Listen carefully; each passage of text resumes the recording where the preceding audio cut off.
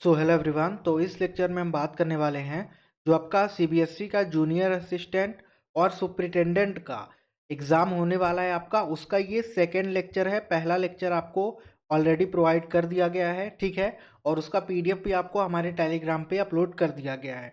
Telegram का link और हमारे एप्लीकेशन का लिंक आपको डिस्क्रिप्शन में मिल जाएगा, वहाँ से जा कर के आप ज्वाइन कर सकते हैं, ठीक है। और इसी एग्ज़ाम की टेस्ट सीरीज़ भी आपको हमारे एप्लीकेशन पे बहुत ही जल्द देखने को मिलने वाली है। तो आपको एप्लीकेशन भी ज़रूर डाउनलोड कर लेना है, ताकि इस एग्ज़ाम से रिलेटेड आपका कोई भी कुछ भी कंटेंट छूट ना सके, ठीक है। तो स्टार्ट करते हैं अपने लेक्चर को।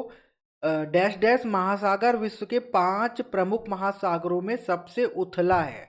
कौन सा सबसे उथला है? तो जो अटलांटिक महासागर है वो विश्व के 5 महासागरों में, यानी कि जो 5 मेजर ओशियंस हैं उसमें सबसे क्या है, उथला है। अब महासागर क्या होता है? महासागर वो चीज होती है जहां पर अर्थ के बहुत सारे आप ऐसा कह सकते हो कि वाटर या हाइड्रोस्फीयर का निर्माण होता है। पृथ्वी के अधिकांश भाग के हाइड्रोस्फीयर का निर्माण होता है, उसी को हम क्या कहते हैं? महासागर कहते हैं, ठीक है। अगर महासागरों में मैं क्षेत्रफल की बात करूं, एरिया की बात करूं, और एरिया में मैं उनको अवरोही क्रम में अगर रखूं, तो कौन सा क्रम होगा? वो सबसे पहले इसमें कौन सा आएगा? तो ध्यान रखिएगा, सबसे पहले आएगा इसमें आपका प्रशांत महासागर, दूसरे नंबर पे आएगा आपका अटलांटिक महासागर, ठीक है। और थर्ड नंबर पे आएगा आपका दक्षिणी दक्षिणी अंटार्कटिक महासागर, ठीक है। फोर्थ नंबर पे आएगा आपका आर्कटिक महासागर। तो ये इसका अवरोही क्रम हो गया, ठीक है। महासागरों का क्षेत्रफल के अवरोही क्रम ये हैं, ठीक है। अब सबसे गहरा कौन सा हुआ? तो इसमें सबसे गहरा आपका प्रशांत महासागर है, जो कि कितने फीट गहरा है अगर आपसे ये क्वेश्चन करेगा तो ये 14,020 फीट गहरा है, ठीक है। तो ये भी आपको ध्यान में रखना है। अगर ये मीटर में पूछेगा तो ध्यान रखना 4,820 मीटर, ठीक है। तो दुनिया का सबसे गहरा महासागर प्रशांत महासागर यानी कि पैसिफिक महासागर है, ठीक है। लोक नृत्य मारूनी इस दौरान किया जाता है। लोक नृत्य मारूनी कब किया जाता है ये हमें बताना है। तो लोक नृत्य मारूनी जो है आपका, ये किया जाता है वेडिंग्स के टाइम पे, यानी कि शादियों के समय में, ठीक है। तो जो ना मारूनी नृत्य है ये शादियों के दौरान किया जाता है, ठीक है। ये जो है ये तिहार का जो त्योहार होता है, ठीक है। कौन सा त्योहार? तिहार का। तो ये तिहार के त्योहार के दौरान ही किया जाता है, ठीक है। और ये जो आपका मारूनी है ये स्पेशली मेल के साथ साथ फीमेल का भी त्योहार है, जिसमें ये क्या करते हैं, जिसमें ये कलरफुल ड्रेस पहन करके इसको सेलिब्रेट करते हैं, यानी कि रंगीन कपड़े पहन करके इसको क्या करते हैं, सेलिब्रेट करते हैं, ठीक है। अब बात कर लेते हैं ये कहाँ का है मारूनी। तो ये ध्यान रखिएगा, ये है आपका सिक्किम का, ठीक है। किस स्टेट का है? सिक्किम का है ये। अब मैं आपको कुछ और सिक्किम के बता देता हूँ ताकि आपको और ज़्यादा हेल्प मिल सके, ठीक है। तो सिक्किम के और डांस का आपको नाम ध्यान रख लेना है। एक तो सिकमारी आपको नाम ध्यान रख लेना है, ठीक है। एक आपको ध्यान में रख लेना है सिंघी चाम, ठीक है, ये भी बहुत इंपॉर्टेंट है। और एक आपको नाम ध्यान रख लेना है चटकी नाच। तो ये आपके कुछ अन्य महत्वपूर्ण सिक्किम के हो गए, ठीक है। उसके बाद आपको मैं हिमाचल प्रदेश का बता देता हूँ। तो हिमाचल प्रदेश का एक आपको ध्यान रख लेना है छरबा, ठीक है। एक आपको ध्यान में रख लेना है डांगी, एक आपको ध्यान में रख लेना है छारही, ठीक है। ये तीन आपको ध्यान में रखना है। उसके बाद बात कर लेते हैं मध्य प्रदेश के लोक नृत्य का। तो मध्य प्रदेश का ध्यान रख लेना है जवारा, ठीक है। एक आपको मटकी नाम याद रखना है मध्य प्रदेश का। एक हाँ, अकीरी ध्यान रख लेना, ठीक है, क्योंकि ये भी कई बार पूछा जाता है। ये हो गए मध्य प्रदेश। अब मैं आपको बता देता हूँ आंध्र प्रदेश का, ठीक है, क्योंकि यहाँ से क्वेश्चन बनता है। तो आंध्र प्रदेश का आपको ध्यान में रख लेना है भामाकल्पम। भामाकल्पम जो नृत्य है वो कहाँ का है? आंध्र प्रदेश का। एक आपको ध्यान में रख लेना है वीरा नाट्यम। वीरा नाट्यम भी आपका आंध्र प्रदेश का है। और लंबड़ी, ठीक है। लंबडी कहाँ का है? आंध्र प्रदेश का। और एक आप ध्यान रख लीजिएगा, बुट्टा बोमल्लू। ठीक है, बुट्टा बोमलू जो है वो भी आपका आंध्र प्रदेश का है। एक लास्ट में आपको और स्टेट बता देता हूँ, मेघालय, क्योंकि यहाँ से क्वेश्चन बनता है। मेघालय का दो आपको ध्यान रख लेना है। एक तो आपको ध्यान रख लेना है दारूसुआ, ठीक है, और एक आपको नाम ध्यान रख लेना है नोंग क्रेम। दारूसुआ और नोंग केम जो ये आपके मेघालय के लोक नृत्य हैं। अगला क्वेश्चन, डैश ने 1885 में मुंबई की भारतीय राष्ट्रीय कांग्रेस की बैठक की अध्यक्षता की थी? किसने की थी? तो ये की थी उमेश चंद्र बैनर्जी ने। ठीक है, तो इसका ऑप्शन नंबर बी बिल्कुल क्या हो जाएगा? करेक्ट हो जाएगा। ठीक है, तो 1885 में कांग्रेस का पहला अधिवेशन हुआ था। अगर ये पूछेगा कि इसमें कितने सदस्यों ने भाग लिया, तो ध्यान रखना इसमें 72 सदस्यों ने भाग लिया था, जो 1885 में कांग्रेस का पहला अधिवेशन हुआ था। ठीक है, और अगर आपसे पूछे कि भारतीय राष्ट्रीय कांग्रेस, इंडियन नेशनल कांग्रेस का गठन कब हुआ, तो वो भी सेम 1885 को ही हुआ था। और किसके द्वारा किया गया था? तो ए.ओ. ह्यूम के द्वारा किया गया था। ठीक है, पहली बैठक इनकी कब हुई थी? पहली बैठक, फर्स्ट सिटिंग इनकी कब हुई थी? अगर ये क्वेश्चन करेगा तो 1885 तो ठीक है, लेकिन 28 दिसंबर भी आपको ध्यान में रखना है। ठीक है, तो 28 दिसंबर 1885 को इनकी जो है पहली बैठक हुई थी। ठीक है, तो ये भी कहीं ना कहीं एक इम्पॉर्टेंट है। अब अगर आपसे क्वेश्चन ये करेगा कि जो इसका पहला सत्र था वो कहाँ आयोजित किया गया था, तो वो आपका बम्बई में। बम्बई में कहाँ पर? तो बम्बई में, ध्यान रखना कॉलेज का नाम भी कई बार पूछ लेता है, गोकुलदास तेजपाल कॉलेज। ठीक है, गोकुलदास तेजपाल कॉलेज में, यहाँ पर इसके मतलब एक हॉल में ये आयोजित किया गया था। ठीक है, इतनी चीजें मैंने आपको बता दी। पहले अध्यक्ष व्योमेश चंद्र बनर्जी, सॉरी यहाँ पे उमेश लिखा है, मैंने ध्यान से पढ़ा नहीं, व्योमेश होगा। ठीक है, तो पहले अध्यक्ष व्योमेश चंद्र बनर्जी थे। ठीक है, यहाँ पे आपको सुधार कर लेना है। ठीक है, तो इतनी चीजें आपको कंफर्म हो गई। अब पहले व्योमेश चंद्र बनर्जी जो थे वो आईएनसी के क्या थे? फर्स्ट प्रेसिडेंट थे। ठीक है, पहले अध्यक्ष थे वो, और ये क्या थे? भारतीय बैरिस्टर थे। क्या थे? भारतीय बैरिस्टर। अब ये जो पहला सत्र हुआ था, इसमें मैंने आपको बताया 72 लोग तो सदस्य थे, लेकिन 72 में से जो 39 थे वो क्या थे? वो लॉयर थे, यानी कि वकील थे। ठीक है, ये चीज भी बहुत इंपॉर्टेंट है। तो 72 में से 39 क्या थे? वकील थे। ठीक है, आ गया समझ में? चलो अब बात कर लेते हैं इसके कुछ और सेशंस के बारे में। तो 1892 में एक जो सेशन हुआ था, ये कहाँ आयोजित हुआ था? अगर आपसे ये क्वेश्चन करेगा तो वो आयोजित हुआ था आपका इलाहाबाद में, और इसकी अध्यक्षता भी आपके व्योमेश चंद्र बनर्जी जी ने ही की थी। ठीक है, अगर आपसे क्वेश्चन करे 1886 का, तो 1886 का आयोजित किया गया था कलकत्ता में, और इसकी अध्यक्षता की थी दादा भाई नौरोजी ने। ठीक है, किसने की थी? दादा भाई नौरोजी। तो ये भी आपको ध्यान रखना है। 1894 में बताना भूल गया, 1894 का जो हुई था कांग्रेस अधिवेशन, वो मद्रास में हुआ था। ठीक है, और इसकी अध्यक्षता किसने की थी? तो इसकी अध्यक्षता की थी अल्फ्रेड वेब ने। अल्फ्रेड वेब ने इसकी अध्यक्षता की थी। ठीक है, 1896 भी मैं आपको बता देता हूँ, 1896 का जो था ये आपका कलकत्ता में आयोजित हुआ था। ठीक है, और इसकी अध्यक्षता की थी रहीमतुल्ला एम सयानी। ठीक है, रहीमतुल्ला एम सयानी ने इसकी अध्यक्षता की थी। उसके बाद ये एक इम्पॉर्टेंट बात मैं आपको बता देता हूँ कि 1896 के समय में ही, मतलब इसी वाले कांग्रेस के सेशन में, जो वंदे मातरम है, पहली बार इसी सेशन में गाया गया था। ठीक है, तो कब गाया गया था वंदे मातरम? कहाँ गाया गया था? ये बहुत इंपॉर्टेंट क्वेश्चन है, तो ध्यान रखना कि कांग्रेस के 1896 के अधिवेशन में, मतलब सत्र में, जहाँ कलकत्ता में जो ये हुआ था। ठीक है, अब एक लास्ट में और बता देता हूँ, 1906 वाला। तो 1906 वाला जो था वो लखनऊ में आयोजित हुआ था। कहाँ? लखनऊ में। और इसकी अध्यक्षता की थी AC मजूमदार ने। ठीक है, इसकी अध्यक्षता किसने की थी? AC मजूमदार ने। तो इतने इंपॉर्टेंट पॉइंट्स आपको ध्यान में रखना है। अगला क्वेश्चन, देवनामप्रिय प्रियदर्शी के नाम से किसे जाना जाता है? तो देवनामप्रिय प्रियदर्शी के नाम से जाना जाता है अशोक मौर्य को। ऑप्शन नंबर इसका सी बिल्कुल क्या हो जाएगा? करेक्ट हो जाएगा।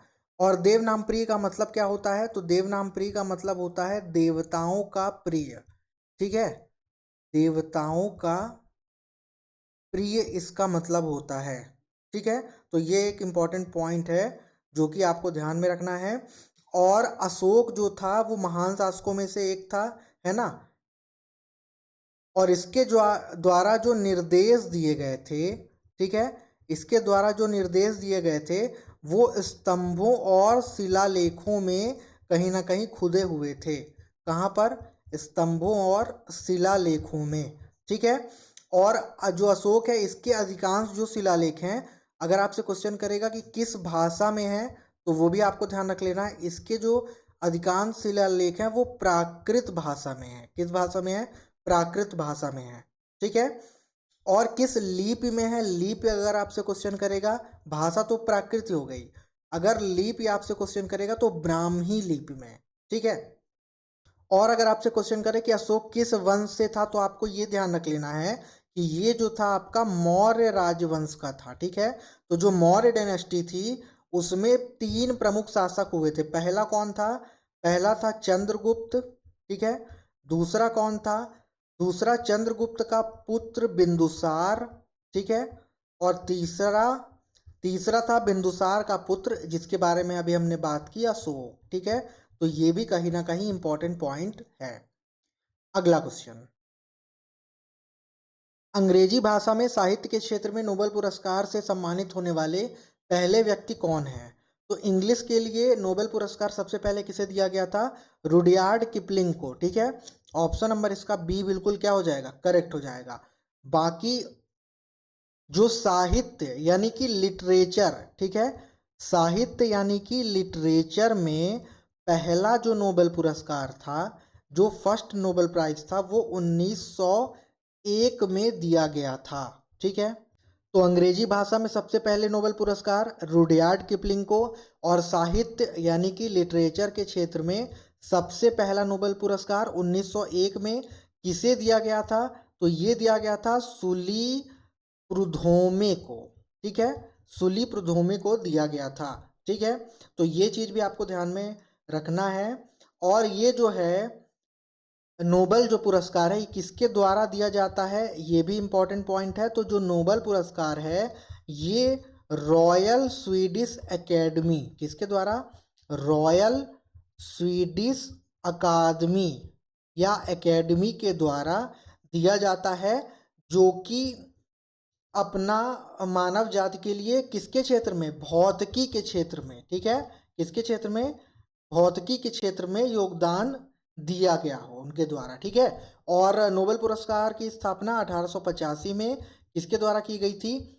अल्फ्रेड नोबेल के द्वारा की गई थी, इसकी शुरुआत मतलब। ठीक है, तो 1885 में अल्फ्रेड नोबेल द्वारा की गई थी, इसी वजह से इसको नोबेल पुरस्कार, मतलब इसकी स्थापना 1885, सॉरी 85 मैंने लिख दिया, क्यों? नहीं 85 नहीं, 95 होगा, उसी के जस्ट 6 साल बाद तो फिर मिला था। तो 1895 में इसकी स्थापना हुई थी। और इसकी स्टार्टिंग कब हुई, मतलब देना कब शुरू किया गया? तो स्टार्टिंग हुई 1901 में। ठीक है, 6 साल का गैप था, मैं भूल गया था। ठीक है, तो 1895 में ये स्थापित किया गया। ठीक है, अल्फ्रेड नोबेल द्वारा, और शुरू किया गया 1901 में। और ये जो है नोबेल पुरस्कार जो है ये कितने क्षेत्र, मतलब किस किस विषयों में दिया जाता है? तो पहला आपको ध्यान में रखना है रसायन यानी कि केमिस्ट्री में। दूसरा आपको ध्यान रखना है साहित्य यानी कि लिटरेचर के लिए। तीसरा शांति यानी कि पीस के लिए दिया जाता है। ठीक है, चौथा भौतिक, ठीक है, भौतिकी यानी कि फिजिक्स के लिए दिया जाता है। और पांचवा चिकित्सा यानी कि मेडिसिन्स के लिए दिया जाता है। और 6 नंबर होगा आपका अर्थशास्त्र यानी कि इकोनॉमिक्स के क्षेत्र में। तो ये 6 क्षेत्र हैं जिसके लिए आपको नोबेल पुरस्कार दिया जाता है। ठीक है, आ गया समझ में। अब एक बात और ध्यान रख लेना, जिसका ये नाम आया है रुडयार्ड किपलिंग। तो रुडयार्ड किपलिंग के द्वारा पुस्तक लिखी गई है, वो मैं आपको बता देता हूँ।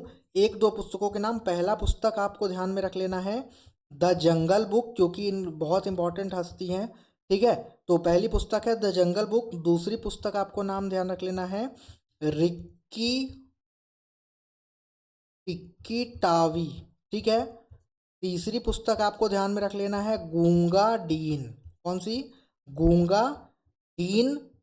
ठीक है, और चौथी और लास्ट पुस्तक आपको ध्यान में रख लेना है कैप्टन करेज।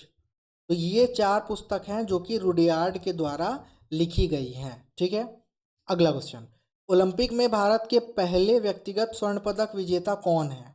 तो ओलंपिक में आप सबको पता है, बहुत इंपॉर्टेंट क्वेश्चन है ये। ऑप्शन नंबर इसका डी बिल्कुल करेक्ट हो जाएगा। तो अभिनव बिंद्रा जो है ये ओलंपिक में भारत के पहले व्यक्तिगत स्वर्ण पदक विजेता हैं। ठीक है, और इनका संबंध किस खेल से है? तो इनका संबंध है शूटिंग से, यानी कि निशानेबाजी से। ठीक है, यानी कि ये क्या थे? एक शूटर थे, यानी कि निशानेबाज थे। ठीक है, तो अभिनव बिंद्रा जो थे इन्होंने 2008 के ओलंपिक में, कब के ओलंपिक में? 2008 के ओलंपिक में, जो कि कहाँ पर हुआ था? जो कि आपका हुआ था बीजिंग में। ठीक है, तो 2008 के बीजिंग में इन्होंने व्यक्तिगत तौर पर गोल्ड मेडल जीत करके इतिहास रच दिया था। ठीक है, और इन्होंने पुरुषों की, ठीक है, यानी कि मेल की 10 मीटर एयर राइफल, ठीक है, 10 मीटर एयर राइफल स्पर्धा के लिए विश्व में और ओलंपिक में, ठीक है, ध्यान रखना, विश्व में और ओलंपिक में एक साथ मतलब कि विश्व और ओलंपिक खिताब एक साथ रखने वाले ये फर्स्ट इंडियन है। ठीक है, विश्व और ओलंपिक में एक साथ ये खिताब को हासिल करने वाले ये पहले भारतीय हैं। ठीक है, जिन्होंने 2008 के ओलंपिक में, और ये जो ओलंपिक था ये कौन सा ओलंपिक था?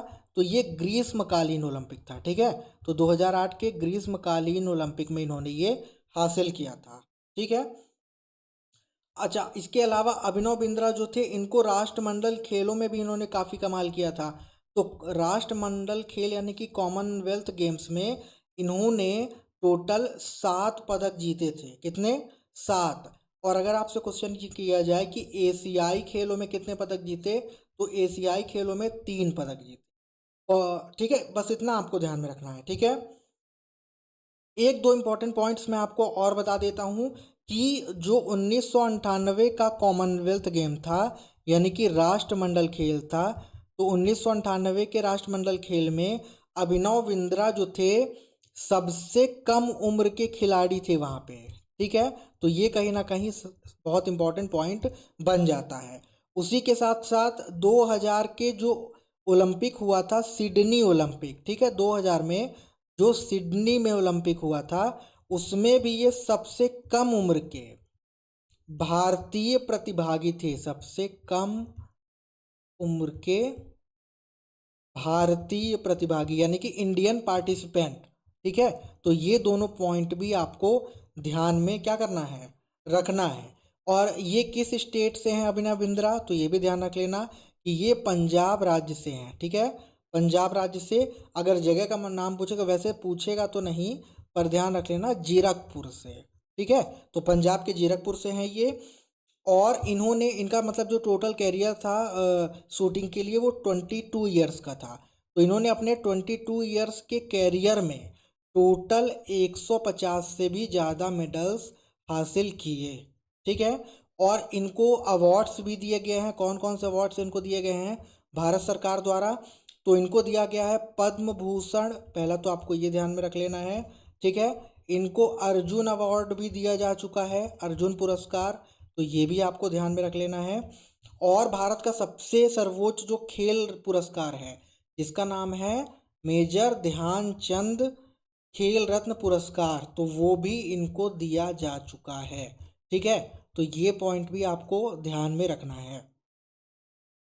अगला क्वेश्चन, 36वें संशोधन ने सिक्किम को भारतीय संघ का पूर्ण राज्य बना दिया और डैश अनुसूची को लोपित किया। किस अनुसूची को लोपित किया? तो 10वीं को, यानी ऑप्शन नंबर इसका सी बिल्कुल करेक्ट हो जाएगा। तो सबसे पहली बात तो आपको ध्यान में ये रखनी है कि जो सिक्किम है वो भारत का कौन से नंबर का राज्य है? तो सिक्किम भारत का 22 यानी कि 22वां राज्य बना और संविधान के 36वें संशोधन में, ठीक है, 36th जो आपका अमेंडमेंट था उसमें इसको 1975 के अधिनियम, किस अधिनियम के द्वारा? 1975 अधिनियम द्वारा इसको शामिल किया गया था, ठीक है। और अधिनियम में एक प्रावधान था, प्रावधान क्या था? प्रावधान ये किया गया था कि जो सिक्किम होगा, सिक्किम की विधानसभा में, किसमें? सिक्किम की विधानसभा में 32 से कम सदस्य नहीं होंगे। 32 से कम सदस्य क्या नहीं होने चाहिए, ठीक है। उसके बाद क्या हुआ? 1974 में सिक्किम में इलेक्शंस हुए और इसके स्वरूप सिक्किम के अंदर विधानसभा का गठन किया गया, ठीक है। तो कब गठन किया गया विधानसभा का? 1974 में, ठीक है। और जो ये चुनाव हुआ था, जो ये इलेक्शन हुआ था, इस इलेक्शन में 32 सदस्य चुने गए थे। कितने मेंबर्स? 32। तो इस चुनाव में 32 मेंबर्स चुने गए थे और बाद में इन्हें सदस्य के तौर पे नामित कर दिया गया था, ठीक है। और संविधान के तहत इन्हीं सदस्यों ने मिल करके सिक्किम राज्य की विधानसभा का गठन किया था, ठीक है। तो ये चीज़ भी आपको क्या करनी है? ध्यान में रखनी है। और जो सिक्किम है वो आपका, आप सबको पता ही होगा, ये उत्तर पूर्व में है, ठीक है। कहाँ? भारत के किस हिस्से में है? उत्तर पूर्व में है। और इसका जो भौगोलिक यानी कि जियोग्राफिकल एरिया है, यानी कि भौगोलिक क्षेत्र जो है इसका, वो अगर आपसे क्वेश्चन करे तो ध्यान रखना कि 7096 किलोमीटर का इसका भौगोलिक क्षेत्र है, ठीक है। साथ के साथ हो सकता है कि आपसे इसकी जनसंख्या पूछ ले, तो जनसंख्या पूछेगा 2011 की जनगणना के अनुसार, उसकी बात तो अब तक हुई नहीं है। तो उस समय के हिसाब से इसकी जो जनसंख्या थी वो 5,40,000, 5,40,000 इसकी पॉपुलेशन थी, ठीक है। और फिर एकदम लास्ट में क्या हुआ? लास्ट में ये हुआ कि ये जो सिक्किम है इसने 26 अप्रैल 1975 को, कब? 26 अप्रैल 1975 से संविधान के 36वें संशोधन अधिनियम, संविधान के 36वें संशोधन, ठीक है, संविधान के 36वें संशोधन अधिनियम 1975 के तहत भारतीय संविधान के अनुच्छेद 371 एफ के तहत विशेष प्रावधान के साथ इसको भारतीय संघ के पूर्ण राज्य का दर्जा मिल गया, ठीक है। भारतीय संघ के पूर्ण राज्य का दर्जा इसको मिल गया। कैसे मिला वो मैंने आपको बता दिया, एक बार फिर बता देता हूँ। 26 अप्रैल 1975 से संविधान के 36वें संशोधन अधिनियम 1975 के तहत भारतीय संविधान के अनुच्छेद 371 एफ के तहत विशेष प्रावधान के साथ भारतीय संघ के पूर्ण राज्य का इसे दर्जा दिया गया या तो बनाया गया, ठीक है। अगला क्वेश्चन, कण्व वंश की राजधानी क्या थी? तो कण्व वंश की राजधानी थी आपकी पाटलिपुत्रा। ऑप्शन नंबर इसका ए बिल्कुल क्या हो जाएगा? करेक्ट हो जाएगा। और ये जो कण्व वंश है, कण्वा, ठीक है, तो कण्व वंश जो है इसके संस्थापक कौन थे, इसके फाउंडर कौन थे, ये भी आपको क्वेश्चन ध्यान रखना है। तो इसके संस्थापक थे वासुदेव, ठीक है। कौन थे इसके संस्थापक? वासुदेव। और ये जो कण्व वंश था ये कौन सा वंश था, मतलब किस जाति का था? मेनली अगर ऐसा कहें तो ये एक ब्राह्मण वंश था, ठीक है। कैसा वंश था? ब्राह्मण वंश था। और ये जो वासुदेव थे, वासुदेव का जो उत्तराधिकार था, उत्तराधिकार कौन था? उनका पुत्र भूमित्र, ठीक है। तो वासुदेव का जो उत्तराधिकार भूमित्र उनके पुत्र ने ही किया था। इनका जो उत्तराधिकारी था वो ये था, भूमित्र था, ठीक है। और अगर मैं बात करूं कि इसके अंतिम यानी कि लास्ट रूलर, अंतिम राजा की, तो इसके अंतिम राजा थे सुशर्मान, ठीक है। सुशर्मान इसके कण्व वंश के अंतिम राजा थे। और कण्व वंश को किसने हासिल किया था? तो ध्यान रखना कि जो सातवाहन वंश था उन्होंने कण्व वंश को हासिल किया था। ठीक है, तो इतना आपको ध्यान में रखना है। अगला क्वेश्चन, अंतर्राष्ट्रीय समुद्री संगठन का मुख्यालय कहाँ स्थित है? अंतर्राष्ट्रीय समुद्री संगठन यानी कि इंटरनेशनल मैरीटाइम ऑर्गेनाइजेशन, जिसको हम शॉर्ट में आईएमओ कहते हैं, तो इसका मुख्यालय है आपका लंदन में। ठीक है, ऑप्शन नंबर इसका डी बिल्कुल क्या हो जाएगा, करेक्ट हो जाएगा। अब इसका जो संगठन था, मतलब ये कब फाउंड किया गया था, तो ये ध्यान रख लेना, ये फाउंड किया गया था आपका 1948 में। मुख्यालय हेडक्वार्टर कहाँ पर है? लंदन में है। अगर कंट्री पूछेगा तो यूके यानी कि यूनाइटेड किंगडम। ठीक है, बाकी ये एक ऐसी एजेंसी है जो कि जो इंटरनेशनल शिपिंग होती है उसमें सुधार और उसकी सिक्योरिटी का काम करती है। ठीक है, और साथ के साथ ये जो है ये एजेंसी, ये जो शिप यानी कि जहाज की वजह से जो आपके पोल्यूशन वगैरह होते हैं, ठीक है, तो शिप्स के कारण पोल्यूशन को भी क्या करती है, प्रिवेंट करती है, यानी कि रोकने का काम करती है। ठीक है, अब बात कर लेते हैं थोड़ा सा इसके अलावा संयुक्त राष्ट्र की, यानी कि संयुक्त राष्ट्र संघ की, जो कि इम्पोर्टेंट है। ठीक है, तो संयुक्त राष्ट्र संघ क्या है? संयुक्त राष्ट्र संघ जो है इसका गठन हुआ था 1945 को। संयुक्त राष्ट्र संघ में वर्तमान में अगर मेंबर्स की बात करें तो 100 शायद 93 हैं, हो सकता है शायद बाद में ऐड किया गया था, मैं इसमें थोड़ा सा कंफ्यूज हूँ। आप कमेंट करके बता दीजिएगा कि 193 ही है या नहीं। ठीक है ना, तो ये बात हो गई इसके बारे में। ठीक है,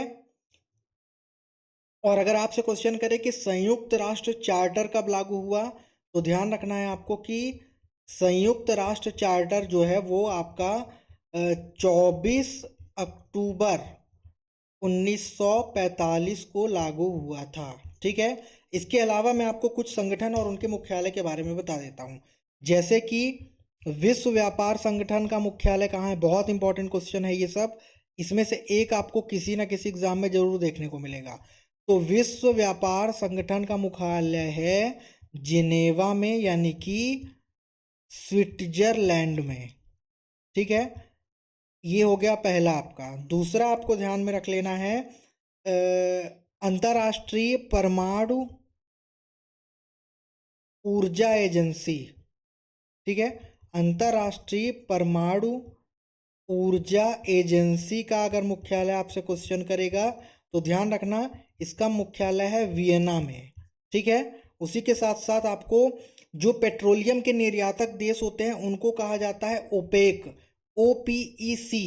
तो पेट्रोलियम निर्यातक देशों का संगठन, इसका मुख्यालय कहाँ है? ओपेक का, तो इसका मुख्यालय भी आपका वियना में है। ठीक है, उसके बाद आपको ध्यान रख लेना है उत्तर अटलांटिक संधि संगठन, जिसको हम नाटो के नाम से भी जानते हैं। ठीक है, उत्तर अटलांटिक संघ संगठन, तो इसका मुख्यालय कहाँ पर है? इसका मुख्यालय है आपका ब्रुसेल्स में। ठीक है, ब्रुसेल्स में इसका मुख्यालय है। और उसके अलावा एक लास्ट याद रख लेना, दक्षिण पूर्व एशियाई देशों का संगठन, जिसको हम एशियन के नाम से जानते हैं। दक्षिण पूर्व एशियाई संगठनों को देश, यानी कि आसियान, इसको हिंदी में आसियान पढ़ते हैं। ठीक है, ध्यान रखना इसका मुख्यालय अगर आपसे क्वेश्चन करेगा तो इसका मुख्यालय है जकार्ता में। ठीक है, तो ये सारे पॉइंट्स आपको ध्यान रखने हैं। विजय घाट डैश का स्मारक है, किसका स्मारक है ये हमें बताना है। ठीक है, तो विजय घाट स्मारक है लाल बहादुर शास्त्री जी का। ठीक है ना, जहां पर इनका ये अंतिम विश्राम स्थल भी है, जिसको समाधि के तौर पे हम कह सकते हैं। ठीक है, और विजय घाट जो है ये आपके लाल बहादुर शास्त्री कौन थे? तो ये भारत के दूसरे प्रधानमंत्री थे। ठीक है, भारत के दूसरे प्रधानमंत्री यानी कि सेकंड प्राइम मिनिस्टर थे ये। ठीक है, तो इस चीज़ को भी आपको क्या करना है, ध्यान में रखना है। और लाल बहादुर शास्त्री जी ने ही एक नारा भी दिया था, कौन सा? बहुत फेमस नारा, जय जवान जय किसान। ठीक है, तो ये भी एक इम्पॉर्टेंट पॉइंट है, इसको भी आपको क्या करना है, ध्यान रखना है। ठीक है, और एक इम्पॉर्टेंट बात आपको और ध्यान रख लेना है कि इनको मरणोपरांत, ठीक है, इनको मरणोपरांत मतलब कि उनकी डेथ के बाद भारत रत्न से भी सम्मानित किया गया था। ठीक है, तो ये चीज़ भी कहीं ना कहीं बहुत ज़्यादा इम्पोर्टेंट आपकी है। और अगर बात करें महात्मा गांधी के स्मारक स्थल की, तो महात्मा गांधी के स्मारक स्थल का नाम है राजघाट। ठीक है, तो ये चीज़ भी आपको ध्यान में रख लेना है। और एक मैं आपको और बता देता हूँ, शांति वन। ठीक है, तो शांति वन किसका स्मारक है? तो शांति वन है जवाहरलाल नेहरू का। जवाहरलाल नेहरू का जो स्मारक स्थल है उसका क्या नाम है? शांति वन नाम है। तो ये भी आपको ध्यान में रखना है। अगला क्वेश्चन, अनुच्छेद 23-24 डैश से संबंधित है। तो किससे संबंधित है अनुच्छेद 23-24?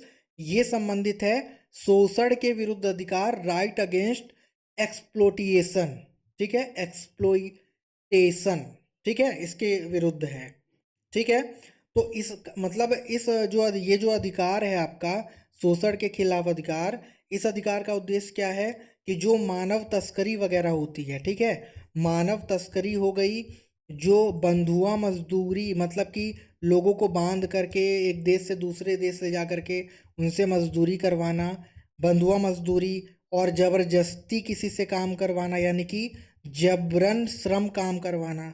ठीक है, तो उन सबको रोकने का काम शोषण के खिलाफ अधिकार के अंतर्गत दिया गया है। ठीक है, और मेन इसका जो है शोषण के विरुद्ध अधिकार, इसमें मेनली 14 साल से कम, 14 ईयर्स से कम के जो बच्चे हैं, जो कि आपके फैक्ट्रीज में, खदानों में या कहीं भी काम करते हैं, उनको प्रिवेंट करना है, रोकना है, मतलब उनके खिलाफ आवाज उठाने का काम इसमें दिया गया है।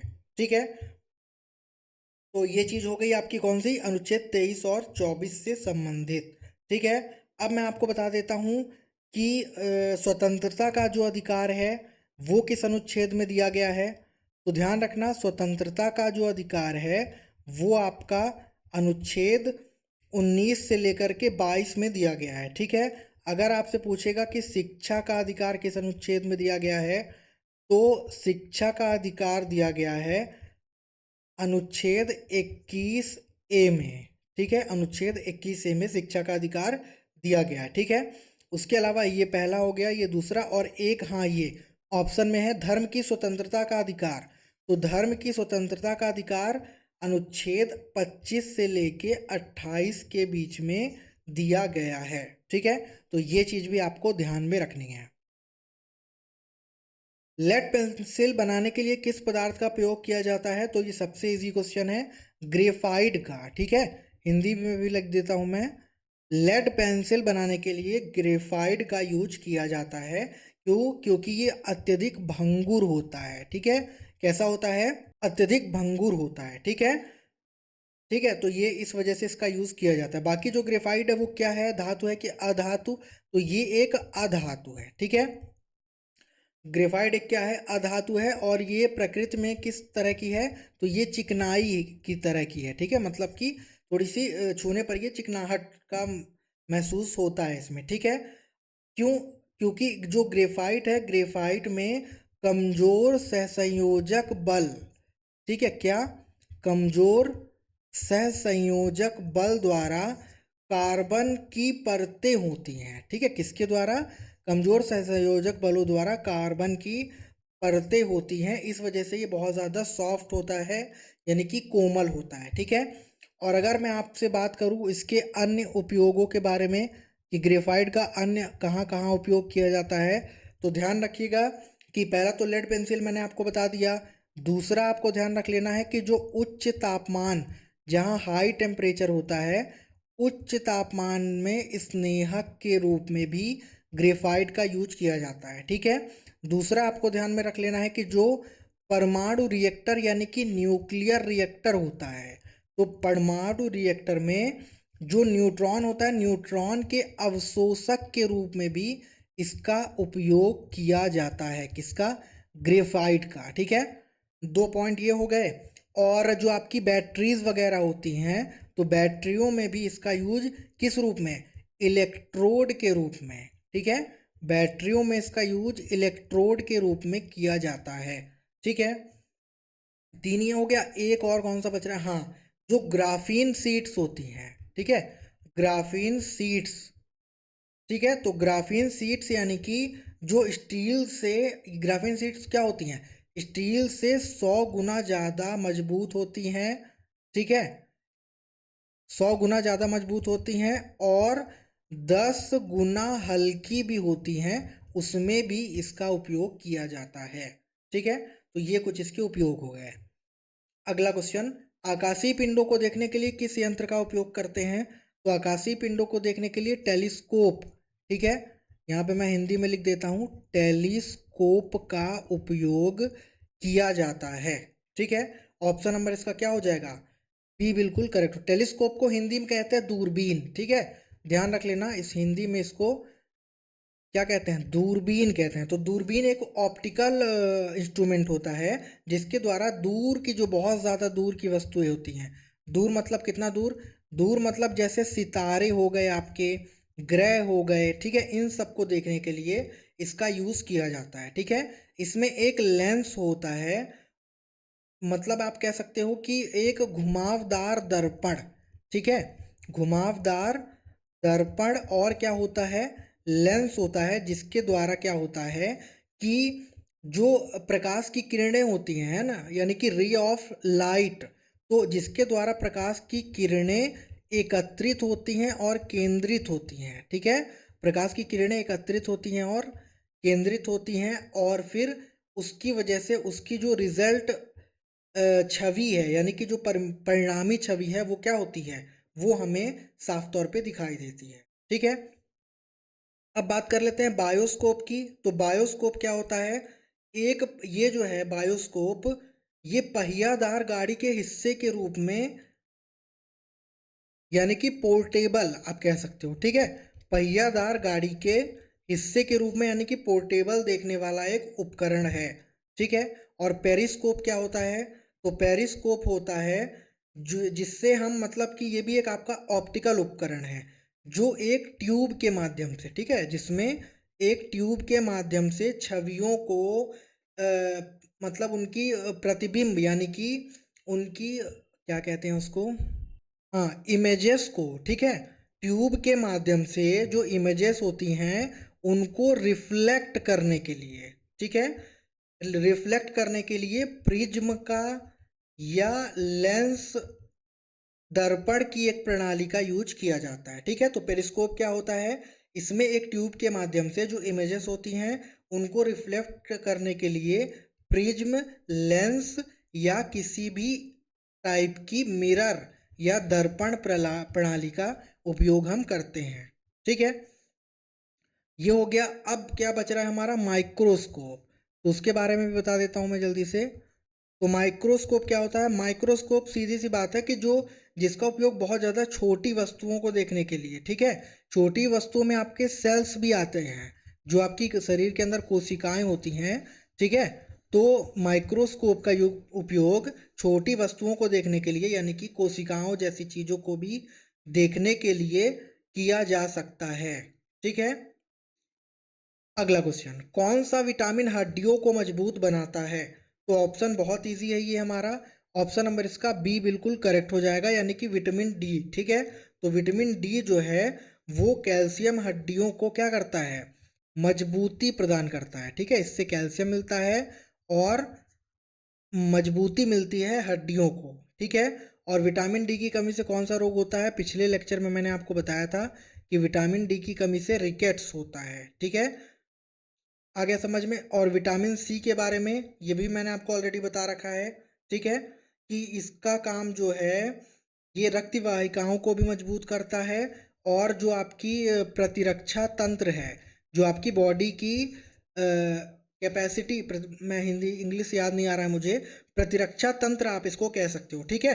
तो इसका भी क्या करता है, हाँ, इम्यून सिस्टम कह सकते हो आप, ठीक है, इंग्लिश में मुझे याद नहीं आ रहा था, इस इम्यून सिस्टम को भी ये मजबूत बनाने में मदद करता है, ठीक है, आ गया समझ में।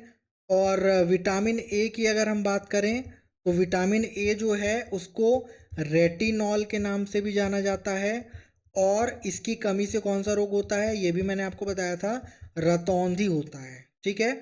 ऑप्शन में क्या बच रहा है, vitamin D, sorry vitamin B. तो विटामिन बी के बारे में भी बता देता हूँ। विटामिन बी जो है, हाँ ध्यान रखना कि ये वाटर सोल्यूबल विटामिन है, यानी कि जल में घुलनशील विटामिन है। ये इंपॉर्टेंट क्वेश्चन है, ऐसा पूछता है कि जल में घुलनशील कौन सा है। तो जल में घुलनशील आपका विटामिन बी है, और इसमें जो है आपके टोटल 8 हैं। विटामिन बी में कितने हैं? विटामिन बी में टोटल 8 है। मैं शॉर्ट में जल्दी से आपको बता देता हूँ, ठीक है।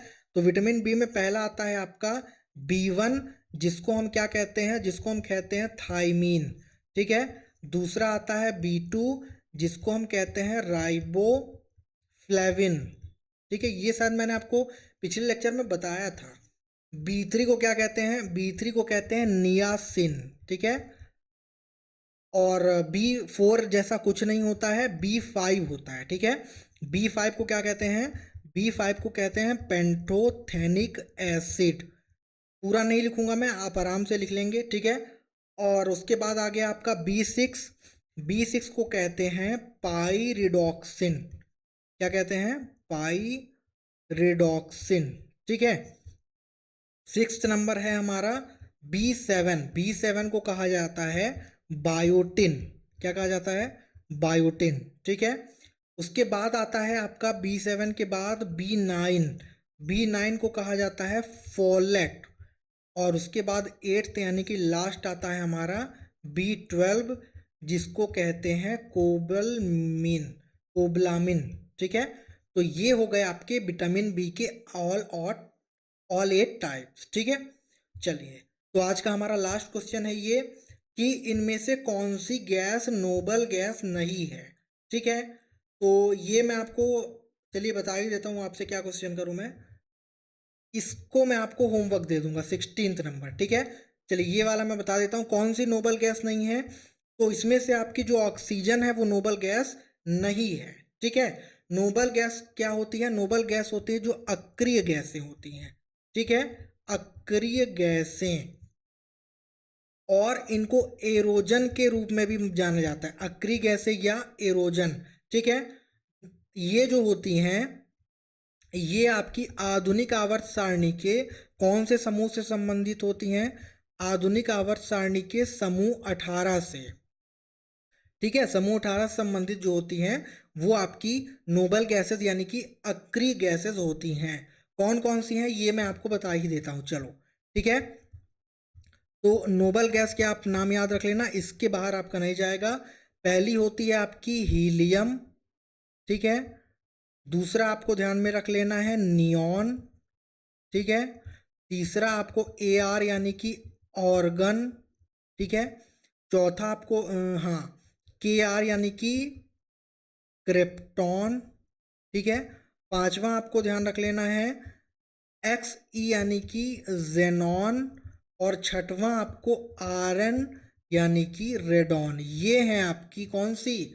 नोबल गैसेस, ठीक है। तो ये आपको ध्यान में रखना है। ऐसे आपसे क्वेश्चन करेगा इनमें से कौन सी नोबल गैस है, ठीक है। तो ये चीज आपको ध्यान में रखना है, ठीक है। और अगर आपसे पूछे कि नोबल गैसों का इलेक्ट्रॉनिक विन्यास क्या होता है, तो ये भी आप लोग ध्यान रख लीजिएगा कि नोबल गैसों का इलेक्ट्रॉनिक विन्यास NH2NP6 होता है, ठीक है।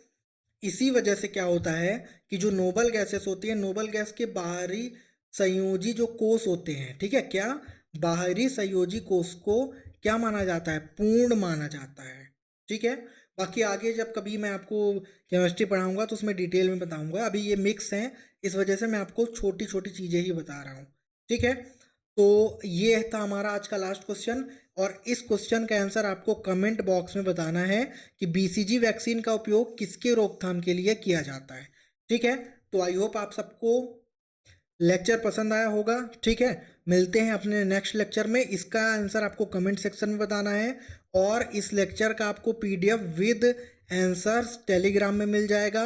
और इस एग्ज़ाम से रिलेटेड आपको पूरी टेस्ट सीरीज़ और क्लासेस और ई-बुक सब कुछ हमारे एप्लीकेशन पे मिल जाएगा। तो दोनों का लिंक आपको डिस्क्रिप्शन में मिल जाएगा, वहाँ से आप जा करके डाउनलोड और ज्वाइन कर सकते हैं, ठीक है।